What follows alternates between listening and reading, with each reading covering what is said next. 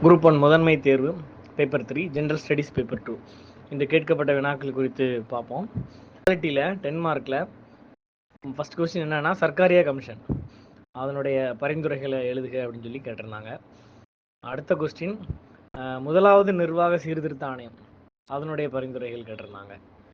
மூணாவது கொஸ்டின் என்ன கேட்டிருந்தாங்கன்னா தேர்தல் அண்ட் ஓட்டிங்கில் கவர்மெண்ட் மீடியா அரசு ஊடகங்களுடைய பங்கு என்ன அது விவரி, பங்கு மற்றும் பொறுப்பு என்ன அப்படிங்கிற மாதிரி கேட்டிருந்தாங்க, தேர்தலை வச்சு கேட்டிருந்தாங்க. அடுத்து மாநில பணியாளர் தேர்வாணையம் டிஎன்பிசி மாநில பணியாளர் தேர்வாணையத்துடைய அரசியலமைப்பு சட்ட விதிமுறைகளை எழுதுக அப்படிங்கிறத 4வது கொஸ்டினாக கேட்டிருந்தாங்க. அடுத்த கொஸ்டின் தகவல் அறியும் உரிமை சட்டம் அமல்படுத்தப்பட்டதுனால நிர்வாகத்தில் வந்து வெளிப்படைத்தன்மை அதிகரித்துள்ளதா அதை ஆராய்க அந்த மாதிரி கொடுத்து கேட்டிருந்தாங்க. இந்த 5 கொஸ்டினும் 10 மார்க்கில். 15 மார்க்கில் 73rd அமெண்ட்மெண்ட் 73வது சட்ட திருத்தம் நேற்று கேட்ட அதே கொஸ்டின் தான். அது எந்த மாதிரி கேட்டிருந்தாங்கன்னா பெண்களுக்கு அதிகாரம் அளித்துள்ளது எவ்வாறு அதை விவரி அப்படிங்கிற மாதிரி கேட்டிருந்தாங்க.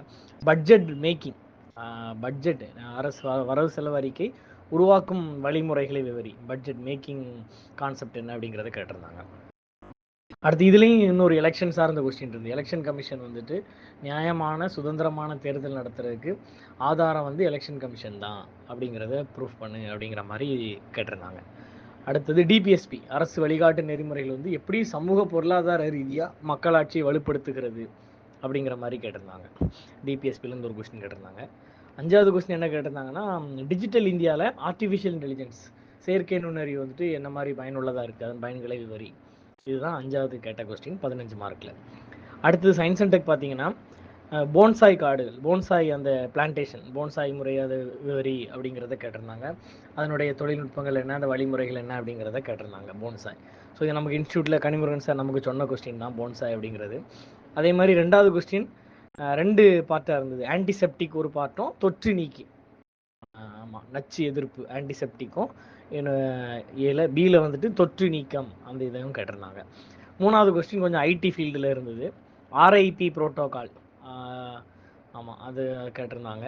இன்னொன்று என்னென்னா ஓஎஸ்பிஎஃப் அதுவும் கேட்டிருந்தாங்க. ஓஎஸ்பிஎஃப் அந்த இது 3வது கொஸ்டினில் கேட்டிருந்தாங்க. 4வது கொஸ்டின் என்ன கேட்டிருந்தாங்கன்னா ஆர்டிஃபிஷியல் இன்டெலிஜென்ஸ் வந்து நேனோவில் எப்படி பங்கு வருது, அதனுடைய பங்களிப்பு என்ன, நேனோவையும் ஆர்டிஃபிஷியல் இன்டெலிஜென்ஸ் லிங்க் பண்ணி கேட்டிருந்தாங்க. இதெல்லாம் 10 மார்க்கு. 15 மார்க்கில் அறிவுசார் சொத்துரிமை அதனுடைய கூறுகளை விவரி அப்படிங்கிறது ஒரு கொஸ்டின். 2வது கொஸ்டின் கெமிஸ்ட்ரியிலேருந்து எப்படி கேட்டிருந்தாங்கன்னா 3 பிரிவாக பிரிச்சிருந்தாங்க. ஏபிசி பிரிச்சுட்டு உப்பு கரைசல் வந்து அடியில் துருபிடிக்கிறது, அது மாதிரி தூய உலோகங்கள் தூய்மையற்ற உலோகங்களை விட துருபிடிக்காமல் இருக்கிறது ஏன்னு கேட்டிருந்தாங்க.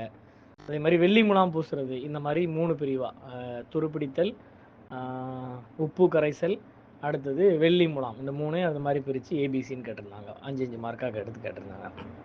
அடுத்த கொஸ்டின் டயபெட்டிஸ் 2 நீரிழிவு நோய் 2வது வகையினுடைய காரணங்கள், அதுக்கான என்ன காரணிகளை விவரி அப்படிங்கிறத கேட்டிருந்தாங்க. அடுத்த 4வது கொஸ்டின் மறுபடியும் ஏஏ இருந்துச்சு. அதில் 10 மார்க்லேயும் ஏஏ இருந்துச்சு, இங்கே 15 மார்க்லேயும் ஏஏ இருந்துச்சு. ஏஏல என்ன கேட்டிருந்தாங்கன்னா ரோபோட்டிக்ஸ்க்கும் ஏஐக்கு என்ன டிஃபரன்ஸ், ரெண்டும் ஒன்றா வேற வேறையா, ரோபோட்டிக்ஸோடைய நன்மைகள் மற்றும் தீமைகள். ஸோ இதுதான் 4வது கொஸ்டினில் சயின்ஸ் அண்ட் டெக்னாலஜியில் இருந்தது. அடுத்து தமிழ் சொசைட்டி எல்லாமே நமக்கு இன்ஸ்டியூட்டில் டெஸ்ட் எழுதுனதும் சார் நமக்கு கனிமுருகன் சார் நமக்கு சொன்னது தான் எல்லாமே வந்திருந்தது. ஃபஸ்ட்டு கொஸ்டின் சைவ சமயங்களுடைய தாக்கங்கள் இன்ஃப்ளூயன்ஸ் என்ன, செல்வாக்கு என்ன அப்படிங்கிறது தான் முதல் கொஸ்டினாக கேட்டிருந்தாங்க.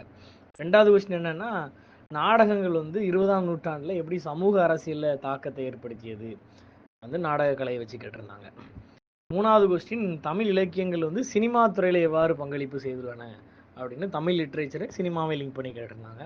அடுத்த 4வது கொஸ்டின் சோழர்கால ஓவியங்கள் வந்துட்டு அதிகமாக புகழ் பெற்றிருக்கிறதுக்கு காரணங்கள் என்ன அப்படிங்கிறத கேட்டிருந்தாங்க. அடுத்தது 15 மார்க்கில் சமூக பண்பாட்டு மாற்றங்கள் எவ்வாறு தமிழக பெண்கள் நிலையை மேம்படுத்தியுள்ளது அப்படிங்கிற மாதிரி கேட்டிருந்தாங்க. தமிழக பெண்களுடைய இந்த நிலையை எப்படி மேம்படுத்தி இருக்குது அப்படிங்கிறது கேட்டிருந்தாங்க.